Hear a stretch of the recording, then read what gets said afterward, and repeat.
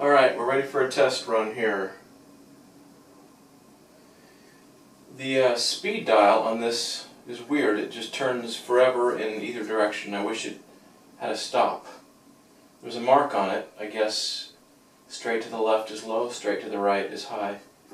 But it just keeps spinning forever, which bothers me.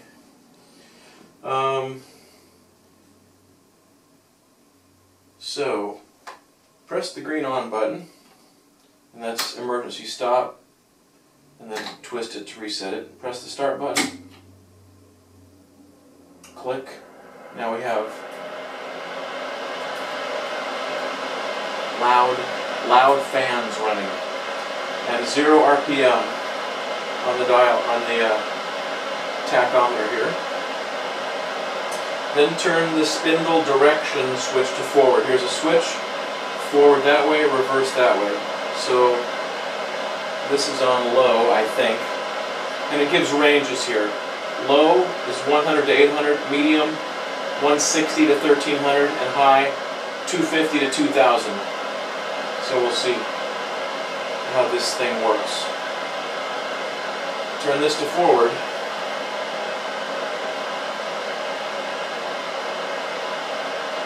Then it says turn the spindle speed dial until the spindle display shows 150. It's spinning. Actually, it's showing 270. Alright, so I'm slowing it down.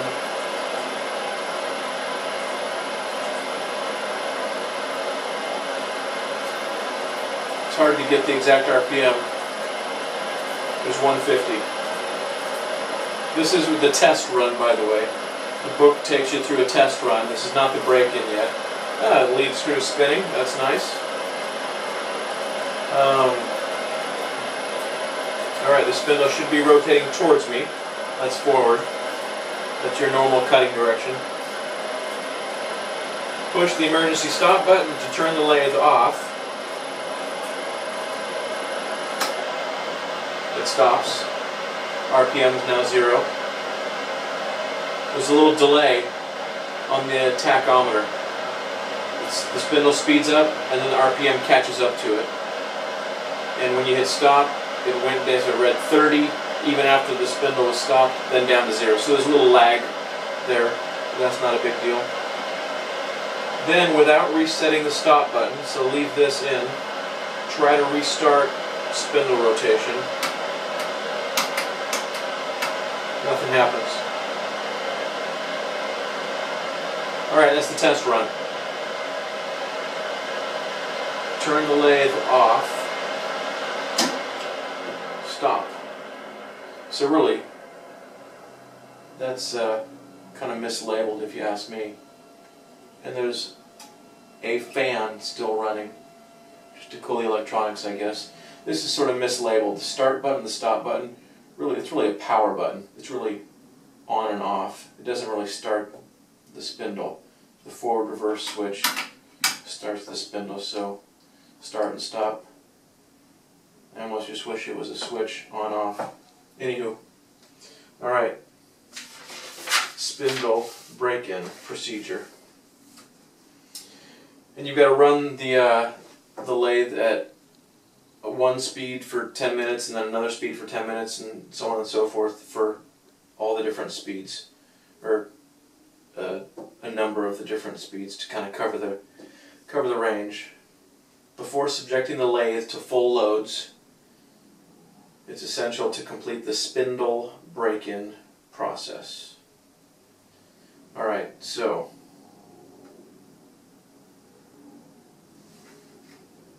operate the lathe at 150 RPM for 10 minutes.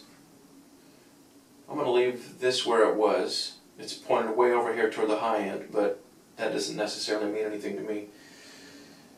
So 150 RPM for 10 minutes. Start. So you can power it on even with the emergency stop. That's just for spindle rotation.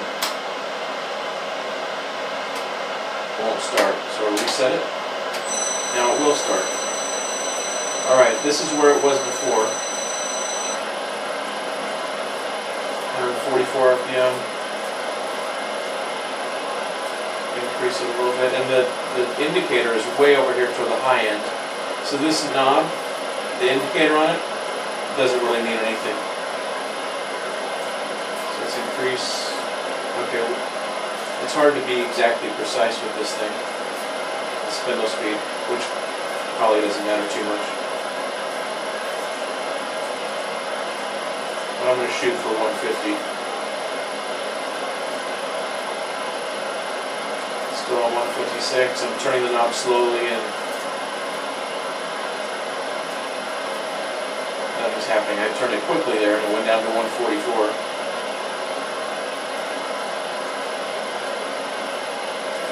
Yeah, it's difficult to get the exact speed that you want. But like I said, it's probably doesn't really matter. 140, 160 should work fine.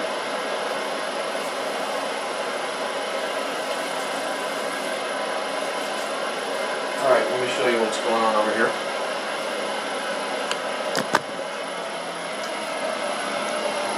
The fan's loud. Alright. There's the tachometer. Here's the knob. And you can see it's way over here on the high side. And yet we're only at 144. And this, we're in the low. The belt is on low. That's what this is. Low, medium, high.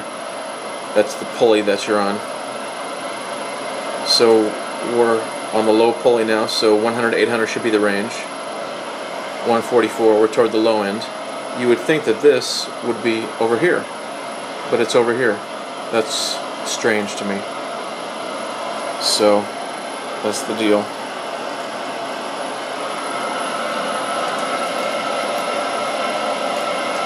The fan's loud. It's kind of annoying.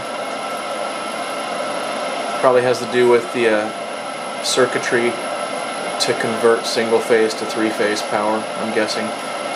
That's all in that box right there. Alright, it's not making any funny noises, so that's good. Warning. Warning. Warning.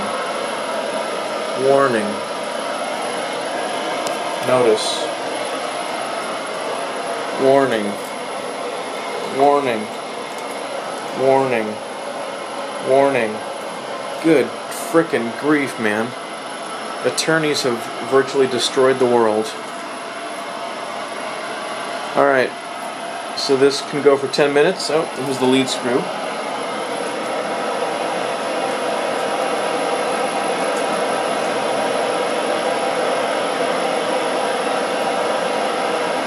So while this is running, I think I'll spray some WD-40 on the lead screw and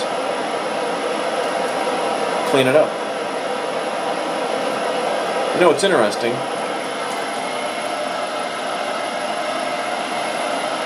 The noisiest thing is that on this lathe is those fans. You don't even hear anything besides the fans.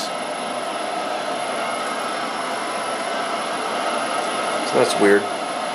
Alright, I'll come back when I'm ready to go to the next highest speed. And here you can see operate the lathe at 150 RPM for 10 minutes, and then repeat step 1. So another 10 minutes, 800, 1300, and 2000. Then run it in reverse at 2000 RPM for another 10 minutes.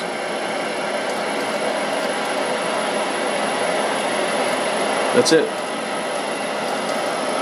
So, I found out something by walking around here. I thought the fan noise was coming from these guys, but it's not. The fan noise is this thing here.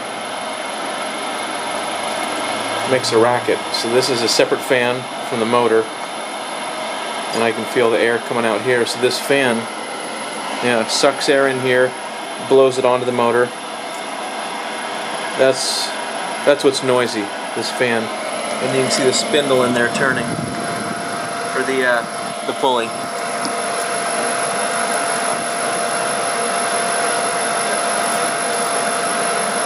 Actually, just for fun, I'm going to take this cover off so we can see the gears spinning.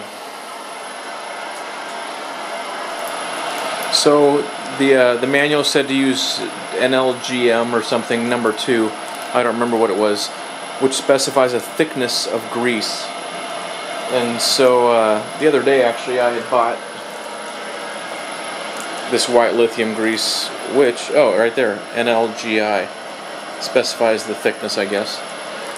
And I cleaned these gears and put some grease on them. And a little bit of a mess. I'll clean it up a little bit.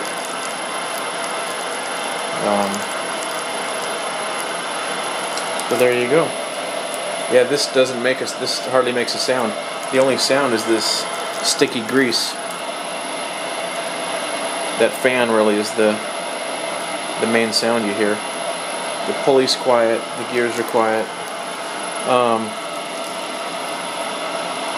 Oh, and there's the RPM sensor. So it's a variable speed motor, so the speed of the motor and the pulley that you're using determines the spindle speed, determines how fast your chuck turns. You've got this set of gears and different gears you can put on here, and you've got this transmission, or gearbox as they call it, and it's got 2 basically gear shift levers, essentially is what they are. You can shift this one, you can shift this one. What these gears here and this transmission do is basically set the speed of the lead screw as a ratio to the spindle. Because again, you come down here, you come through the tranny, you get the lead screw. So the lead screw is connected directly, or indirectly I guess, but its speed is directly related. It's a ratio of the spindle. Now, if I just want the carriage to feed automatically and give me a cut, a smooth cut, it doesn't matter what speed I have this. If it's a rough cut, I might just pick gears here that'll make the lead screw spin fast. That'll give me a rough cut because the carriage will move quickly. If I want a fine cut, I could simply adjust these shift levers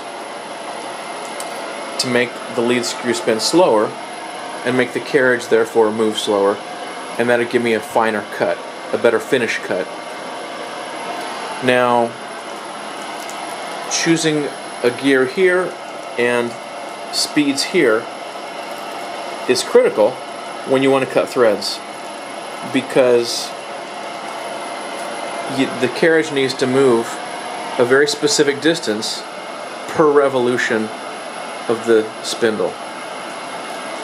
That's when you need specific gears. You need to pick the right gear in the transmission here, in the gearbox, so that you've got a very, very precise ratio of the lead screw speed to spindle speed. That'll give you the correct threads. Aside from that, you can use whatever gears and speeds here you want to move the carriage as quickly as you want it to move for a cut. And that's essentially the whole deal here. As far as how this lathe works, as far as how a lead screw and it works, and it's how its speed relative to the spindle matters. Alright, that noisy fan. Alright, I'm going to close that back up and clean off the lead screw. Actually, I think I'll go to the next highest speed first, and maybe pick a higher speed for the lead screw so I can clean it off a little quicker.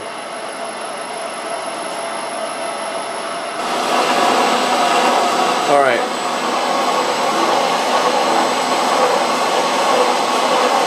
So I discovered something.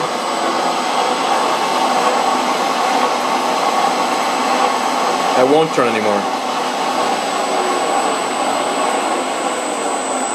Let's see about the other one. Oh, it does have stops.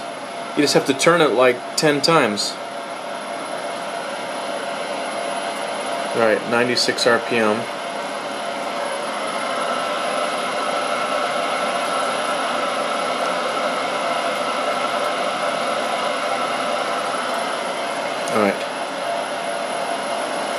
1,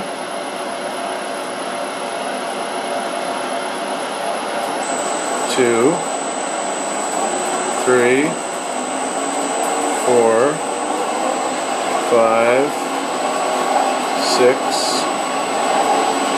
7, 8, 9, 10.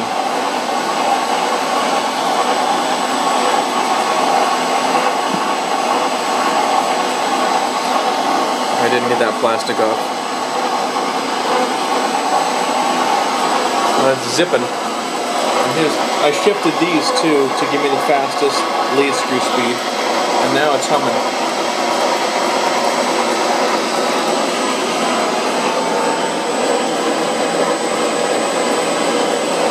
Alright, now I'll clean the lead screw.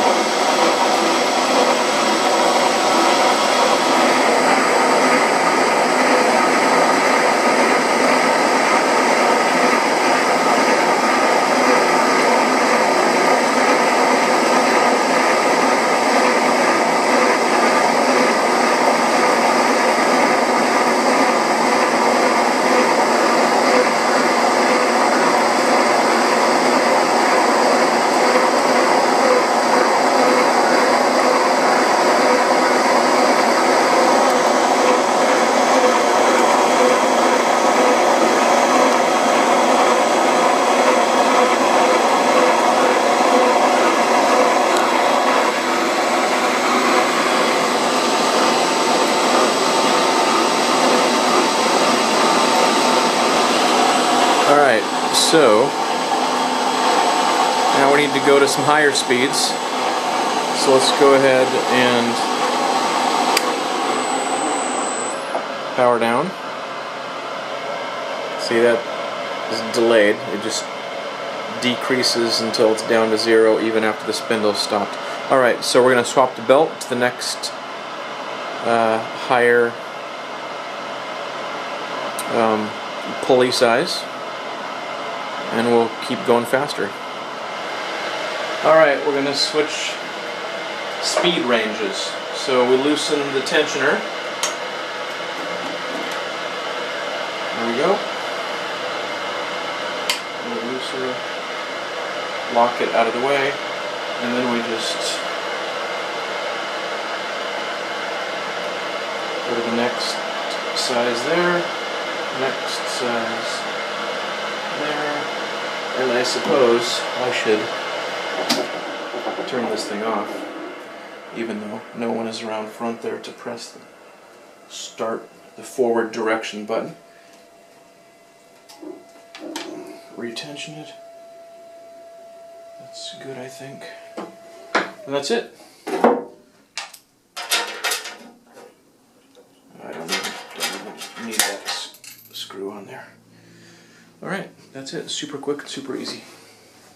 Now we need to go for 10 minutes at 1300 RPM, and then 10 minutes at 2000, and then 10 minutes in reverse at 2000. So 1300. Power on. So 1300. Okay. So we did lower range for 10 minutes, the bottom end of the low range, and then the high end of the low range for 10 minutes. And now we want to do the high end of the medium range for 10 minutes, then the high end of the high belt range for 10 minutes. So I'll just leave this all the way to the right. This should be about 1300 RPM. There we go. Spraying oil on me.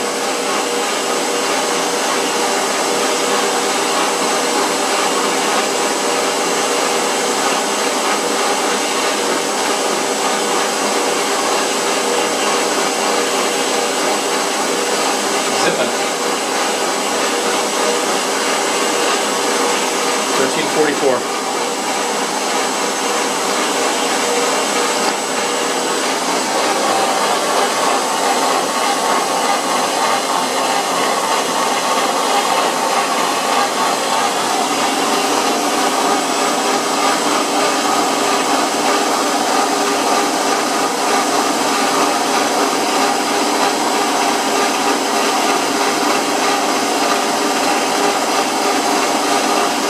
The light is reflecting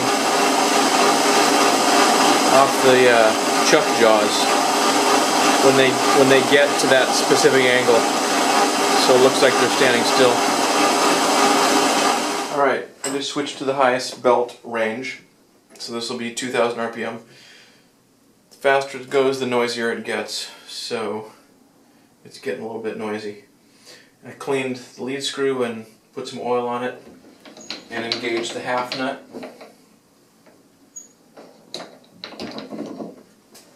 The half nut is just, actually I don't need to do that. The half nut is just, it's like a nut that got cut in half, and the two halves of the nut can come apart. And this lever right here moves those two nut halves, or the two pieces of the half nut, apart or together.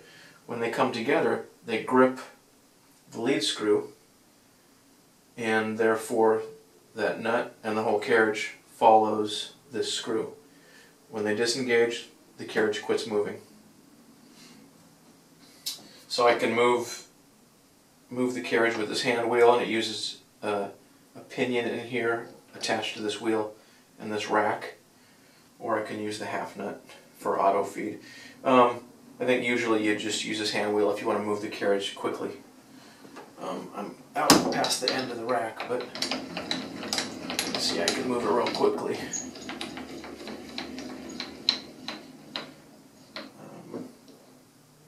Alright, let's fire it up. I'll engage the half nut so you can see the carriage move, because this is all clean and oiled now. I ran it the entire length a few times so that the oil would get spread out. So here we go. Power on and forward at high speed. 2064. Settle on 2064. Alright. And the lead screw is really moving, so here we go.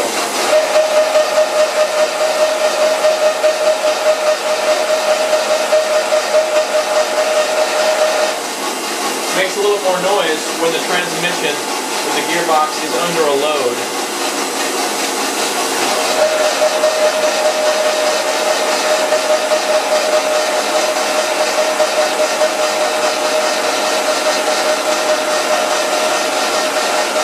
You watch it. When this carriage gets to the end, the lead screw is not going to stop moving, it's going to keep moving. So if I don't disengage the half nut, it'll try to pull the carriage right into the headstock, and it'll be a big mess. Something will break. So you got to disengage it before you get down to the chuck or the headstock. If you got a cutter or the cross slide is in far enough, you can bang it into the spinning chuck. It can be real bad. So keep an eye on that. Normally you wouldn't go as far as I just went. You'd only go far enough to make your cut, then you stop it out here when your cut is finished. And normally the tailstock will be out here, so I wouldn't go far enough so that I get to the end of the rack. See, at the end of the rack, the pinion's not engaging the rack anymore. But normally, I want the tailstock sitting right here, and so the carriage probably won't be any further than this.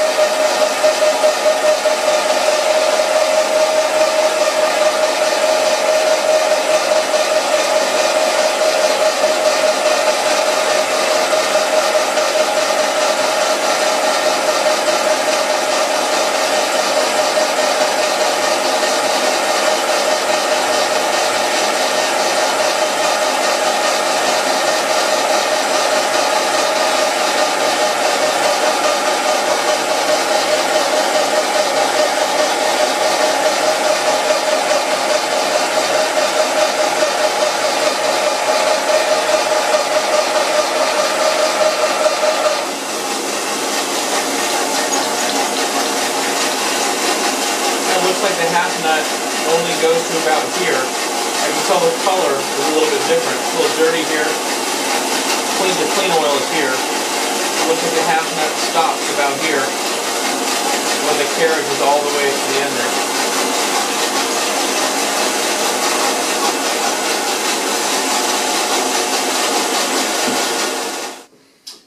Alright, so I got the tailstock on now, oiled that up. This moves real nice, real smoothly, feels good quality. The brake-in's done. I had a little issue. All of a sudden it got quieter and the lead screw stopped turning. When I put these gears back on, 2 gears in here, I forgot to tighten down the bolts that held them on, so they just kind of worked their way loose and popped off. I don't think it hurt anything, but something to keep in mind, to remember. The next thing I do, I've got some 3/4 inch aluminum rod. I need to make some parts for the airplane that I'm building, and I'll also add the Phase 2 quick release tool post, and I'll need to grind some bits, which I've never done before. So it's going to be cool. That video of that project, making the pieces out of that aluminum rod, I'll post over on my aviation channel, Aviation Fanatic. So if you want to see that, look over there.